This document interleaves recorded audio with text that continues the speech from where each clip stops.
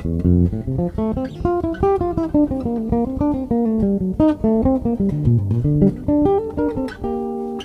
happening, folks? It's Janek Gwizdala. It's the Janek Gwizdala podcast, and today I'm going to be breaking down my warm-up routine. I've been getting a bunch of questions about, hey, what exactly is that little thing, exactly the way I opened just now? What are these little fragments, these little ideas that I guess I play from time to time in videos, and I make little examples of things, but I never really break down what it is I do as soon as I pick up the instrument. I talk about practice, I talk about, hey, if I only have 20 minutes, then there kind of needs to be maintenance, but what really is maintenance, and what can you also, like, what of these things that I use can you populate your practice routine with, kind of regardless of what kind of music you play. You don't have to be kind of a jazz musician like me, or you could be a studio guy, girl, you could be a rock, pop. It really doesn't matter. If you want to have more, I guess the ultimate goal here is more confidence and more consistency, more stamina, potentially, with the fundamentals, with the foundation of the instrument. If you want any of those things, you can totally employ a few of these really simple, quite often just diatonic ideas, shapes, patterns, and add them to your practice routine. And they don't have to take long at all. This can be a 5-minute thing, it can be a 20-minute thing. Some of these things I'll spend 4 hours on just one of them, never mind putting 5, 10, 15, 20 of them into a session. What you heard me playing right at the top of the episode,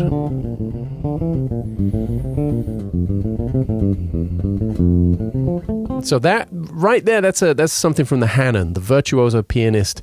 It's a piano basic kind of fundamental technique book, a real classic amongst classical piano players, and that I got from there, this descending 4-note cell element of it. So we create these shapes out of a major scale, just in F major here, and then I add things to it. I like to close out the, let's say, the mechanical element of it with something musical. So maybe I want to play something that's two different sounds, two different harmony.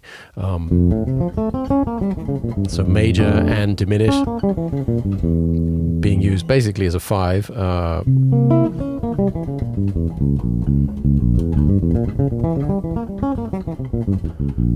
I said of some episodes ago that I would always repeat the good information, something I got from Andrew Huberman, who's like, keeps repeating very similar things about the fundamentals of, I mean, he's in sports, fitness and science and health and nutrition, all that kind of stuff. I'd like to keep doing that with the bass, because I think these fundamentals, these basics get forgotten very quickly. And there's that, you know, if you're listening and you're like, what do you mean diminished but used as a 5 chord? I want to repeat that. That's when you go to we're in F here, for instance. So F major is our 1, is our tonic, and the 5 chord is C.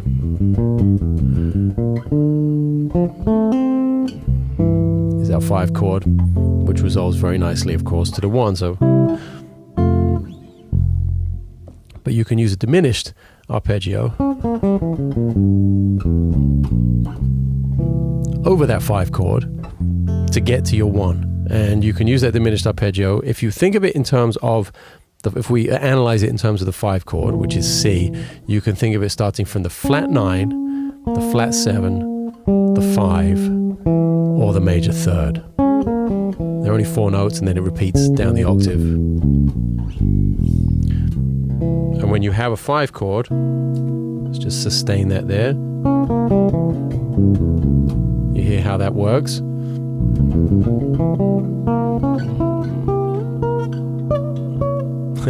Still not used to the upper register of this instrument yet, which is bad, because as much as this is coming out halfway through the Steve Smith tour, Vital Information tour, I'm actually recording these beforehand, so I don't have to take all my gear on the road. I'm trying to give myself a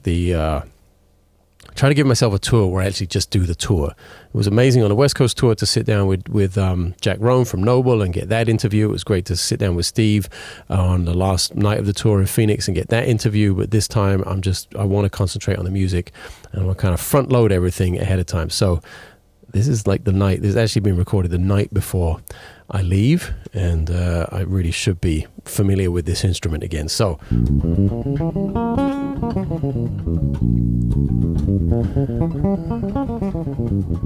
the concept of using a diminished over the 5 chord, and of course it gives you a very specific 5 chord, like it's not an altered chord because there's a natural 5 in there. There are all these kind of things that we can identify in terms of what the sound is. To me, it's just so much more important to play it over and over again and get a feel for, okay, here are the notes. I don't have to think about the fact that it's diminished. I don't have to think that it starts flat 9, flat 7, 5, or the major third. Those are all correct. Those are all accurate analyses of the harmony and of the melody. But I think it's really important to play it over and over and over and over again. So it's second nature, it's in your muscle memory, and to the point where your ear starts picking it out in things you hear. Maybe that's the comping from a piano player or a guitar player, or maybe that's something on a recording that you're trying to learn. You're like, oh, I know what that is. That sound that, weeks ago that sounded really weird and I had no concept of what that might be, but now I know that's just, oh shit, that's just, there's only one note after all that's outside of the diatonic harmony of the 5 chord, and that's the flat 9. Everything else is inside. Everything else is inside the arpeggio. We've got the major third, the 5th, and the flat 7, all kind of natural diatonic elements of C7, or of a dominant chord. The only note that steps outside is that flat 9. I love that flavor as well. Anyway, it gives you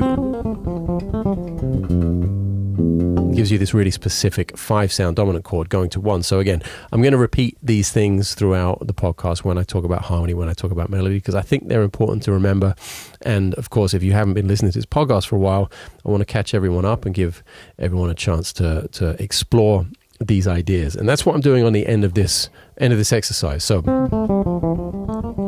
the Hanon idea, I'm going to kind of motor through it for the sake of time, and then we get to this arpeggio, root position, major arpeggio, and then upper half step once I get to the 5 to get that diminished, so 5 going to 1. And I'm always trying to put a nice little musical button on the end of it, so it's not just mechanical da da da da da da da da da da da da da da da, the same harmony, the same thing over and over and over again. I like to have variation, and as you heard me play at the very top, I went much further than that.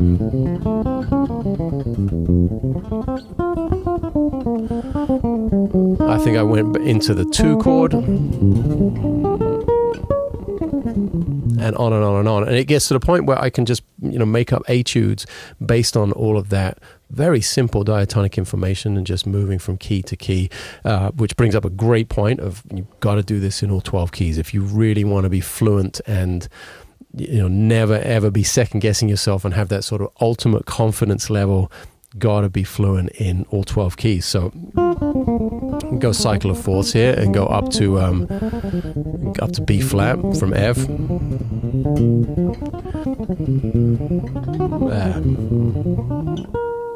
and then we go from B flat, we go to E flat, and it starts on the 5th each time.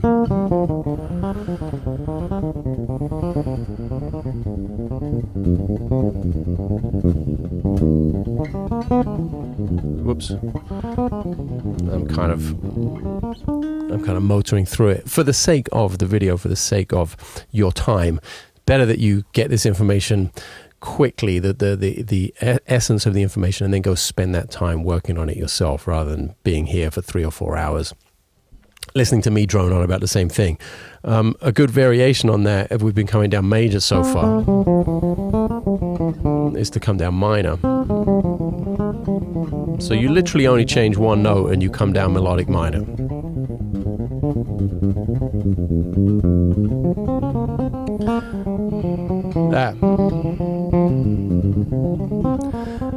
Again, I'm putting this little sort of more musical phrase, more melodic phrase on the end of the exercise, so to speak.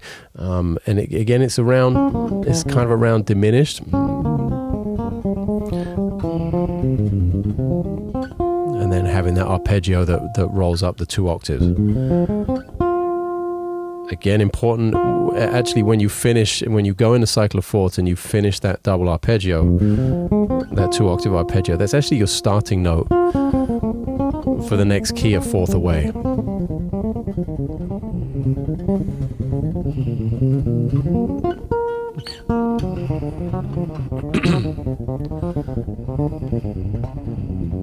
Oh, it's a big stretch down. Big stretch down there.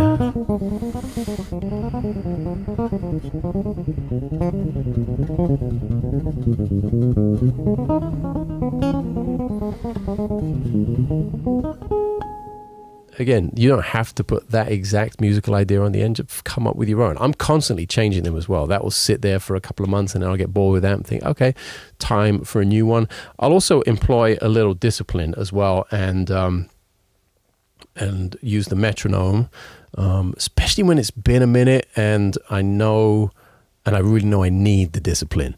I don't know how much you're going to hear this because it's not going to be that close to the mic, but here's the... Let's see. And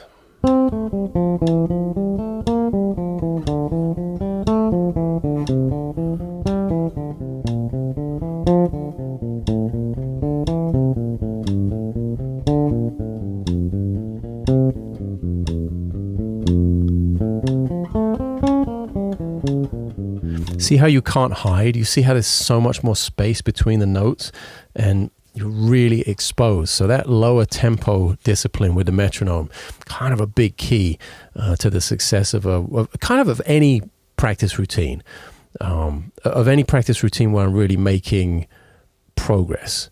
I think the metronome is a huge key. And there are arguments for and against. I don't think the metronome's the most musical thing in the world, but it does provide a little bit of discipline, which even after 30 years of playing the instrument, I still need that big time. I'll be the first to admit it. I'm like, okay, as soon you can rewind and as to what I just did with the metronome, the first few notes, even though the metronome had been playing for a couple of seconds and I was starting to internalize that new tempo, 60 BPM, the first few notes were rushed. They were pushed. I was not settled into that 60 BPM at all because I was kind of had in my brain what I'd been doing before, which was significantly faster. So it really is important to be able to slot into the right tempo right from the get-go, from the first note, not the third note, the 10th note, the fourth bar, but right from the beginning. I think that's what really, when I listen to great players, especially when it's under the microscope, studio players. I've been listening to Kenny Aronoff's new podcast, and he interviews people like Lee Sklar and great studio musicians. I've been listening to Lee Sklar's YouTube channel since he started that during the pandemic, and just the time, on record of all those albums that he's played on and songs. It's just amazing how great it is from start to finish. There's no easing into it with those players. So I try and employ as much of that as I can in my practice routine, and just the intent with which I pick up the instrument. Always listen first, play second. That's always the mantra. Got that one from Hal Crook. He was talking about improvising and reacting to the ensemble around you, but listen first, play second is a big one. Now, with all of those in mind, let's just run down a few more of the things that populate my routine. By the way, sitting above me here on the or next to me rather, on the shelf, all my books. A lot of this stuff is in the books. It's not the entire practice routine or warm-up thing. Of course, there is the bass player's warm-up. Everything is available below, linked below the video. It's at janekgwizdala.com in the store. Yes, the bass player's warm-up is a specific warm-up. In fact, I'm going to use one of those next because I really do use a bunch of those. It's a specific warm-up book, and it's really...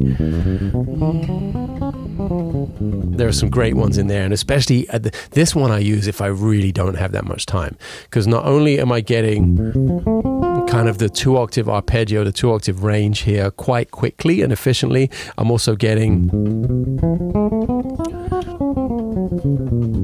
It really feels like combining linear ideas with sort of arpeggiated things, narrow and wider intervals in the same exercise. And what this is chromatic approach notes from below as I ascend and from above as I descend, a 2-octave major arpeggio. So here we are in C. That's the outline of the shape we're doing, and I take the note below each chord tone. So C, D sharp E, F sharp G, B, C, and then up the octave. And then from above as I descend, so D flat C, A flat A, F E, and the same thing in the lower octave. So altogether that sounds like this.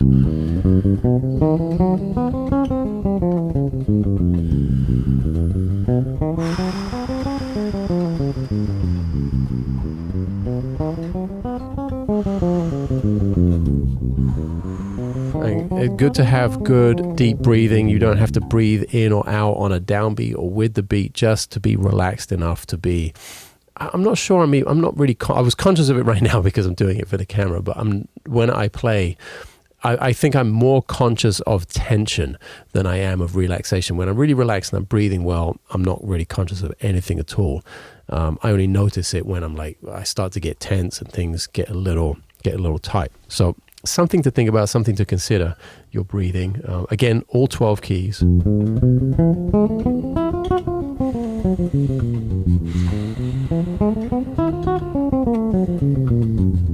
Slightly elevated tempo here just to give you a sense of what this sounds like all over the instrument, and not make this episode 9 hours long. Whoops. Your sitting position and your posture or your standing position, however you choose to practice, is uber important as well. You want to make sure you're as relaxed as possible. This couch I'm sitting on is a little low, and I do like to have the footstool. I might not actually need the footstool when it's this low, but I do want to kind of balance my hips. The footstool doesn't always help that. Sometimes it's the left knee is a little high. You know, if you've seen me play over the years, I've definitely transitioned from standing most of the time to sitting all of the time when I play. Obviously, if I was playing with a band like the Foo Fighters, I wouldn't be sitting back there. Although on the blog, I did share a video of Anthony Jackson playing with Shaka Khan. You can't even see him. Like, you literally can't see. He's so hidden behind a speaker cabinet or something, but he's sitting down back there while the rest of the band is up on their. Even Michael Brecker is dancing, and that's saying something. There's the Brecker brothers, Steve Ferroni, and Anthony Jackson is way back there just sitting down and playing all the parts. So it does happen, but it's super rare on a big gig. I think you have to be Anthony Jackson before they'll let you sit down when you play. So that's another one, a chromatic chord tone approach exercise. I like that one a lot.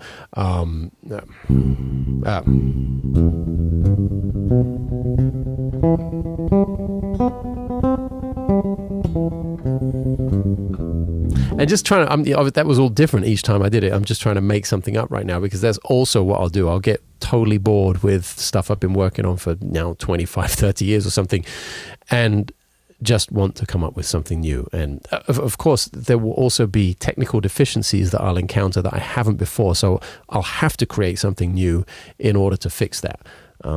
Sometimes I can go in the bag of ideas, and something will already be there that will work to fix it. But sometimes it has to be tailor-made and brand new in order to fix a deficiency in my technique that I'm having. Maybe 1, 2, 3, 4, 5, 1, 2, 3, 4, 5, 1, 2, 3, 4, 5, 1, 2, 3, 4,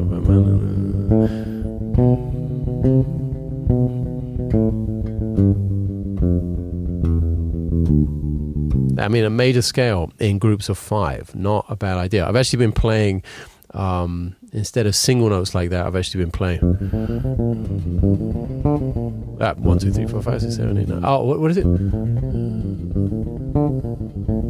1, 2, 3, 1, 2, 3, 4, 5, 6, 7, 8, 9. 1, 2, 3, 4, 5.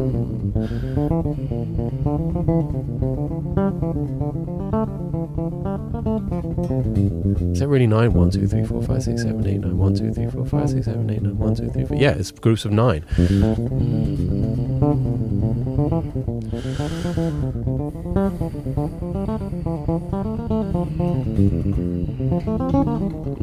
And no matter what you're doing, you can still put any of those little buttons on the end. So that's something I've been doing more recently. I don't know where that came from. Just again, I just started doing it for want of something new in the routine, for want of some change and some variation, and to keep it fresh. It's all very well, committing to, and I do commit to practicing a lot.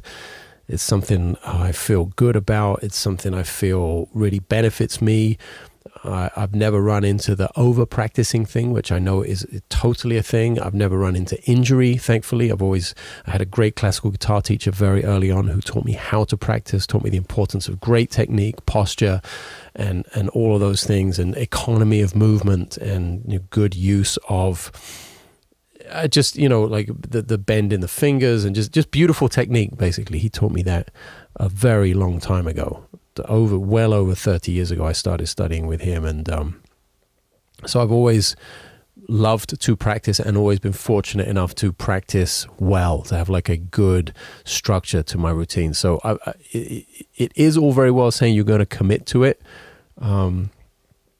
But boredom can strike if you're committing to it, but you're not including variation there. I think that's really important. Like, don't just commit to it and be like, oh yeah, I'm just going to go da da da da da da da da da and do all these things that Janek said or this person said or whatever.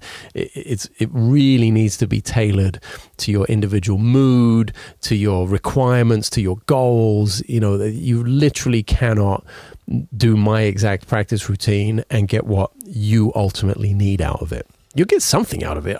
Don't get me wrong. That's why I've written all these books here. They all contain this kind of stuff. But you really have to think about yourself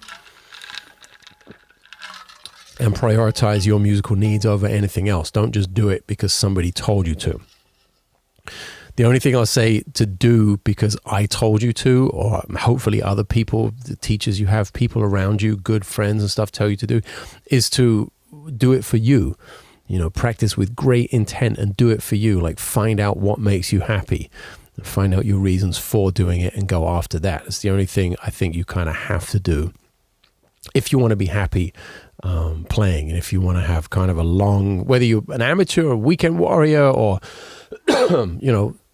super top level pro, no matter what, no matter where you land on that scale, I would imagine you want to be happy doing it. So that's something, and it's something I don't get right all the time at all. I don't want to sit here like I am the answer or I have found the way. There's no way. I'm nowhere near Mandalorian status here. There is no this is the way. There is a lot of this might be the way. Let's find out. And that makes it interesting as well. This might be the way. So as soon as I say, oh, this might be it, it gives me like such a long road to go down. Because I know I'll give myself a chance down that road to find out. I'm not just going to take 2 steps down and be like, nah, fuck this. This isn't it. Even if in my heart of hearts, I perhaps know it isn't it early on in some particular direction I'm going after, I still want to try. So it does give me a lot to work on, kind of never run out, which is great. That feeling of, I've never had it, so I wouldn't know, but I can imagine it must be not a lot of fun when you go like, well, what do I work on now? What do I do next? There's no such thing as there's no such thing. There's definitely what do I work on next, because the list of things to work on is so long, but there's never been a case of like, I don't know what to work on next. Because just picking up the instrument every day tells me I got a lot of work to do in a lot of areas. So let's see if we can get another couple of these ideas here. What do I work on quite a bit? Well, I quite often use this idea, this 2/5 shape that I got from Michael Brecker, which I'm sure he got from, I don't know, Sonny Rollins, maybe Train, Clifford Brown, Lee Morgan, could have been anyone. That was a very standard outlining of a 2/5. I believe this is in this white book here, which one? Oh yeah, this one. Wow, Jazz Vocabulary for Electric Bass 251. Christ. It's been a few years now. I have to remember which thing is in which book. I need like a list up on the wall, like, oh yeah, that is in there and this one's in there, so I can actually tell you guys the right information. But this one is in the 2-5-1 book. It kind of makes sense. It's a 2-5 shape. And I sometimes use this in the middle of the instrument. I play a 5-string bass, so I use it in the middle string set, strings 2, 3, and 4. And I leave 1 and 5 out and just play it in the, the meat and potatoes of the instrument, of the range of the instrument, up and down, just to see where I'm at. It's kind of a little test, like where is there going to be a mistake? Where's there a deficiency? Is it in the shape itself? Is it in the coordination between the right and the left hand? Is it in a certain area of the instrument? Like, I like my action super high, and when you get up this high in the instrument and the register, it's pretty challenging. Strings are definitely off the fingerboard in a big way up here. So far so good, actually. I mean, I'm talking to you guys, so I'm not paying 1,000% attention on it, but so far there's been no hitch. And I'll do this, obviously not talking to anyone, for a couple of minutes. And I'll change string sets. I'll go up to top string as the lead and see if we get any hiccups. So just plunging the waters and seeing what I dredge up, and then bottom string set. And by string set, I mean groups of strings. Sorry, I don't want to leave anyone out here if you don't know what that term means. So you can group them, I guess, most commonly in 3 here when I'm doing something like this that covers 3 strings. So top 3, middle 3, bottom 3 would be 3 different string sets. That's what I mean when I refer to them. And so far so good here. So if we're like A minor to D7, for instance, just to show you the shape, it's the 5, the minor third, the 1, the flat 7 on the A minor 7, and then we go to D7 and we go 3, 5, flat 7, 9. And I'm moving in half steps here. Sometimes I'm moving whole steps. Minor thirds.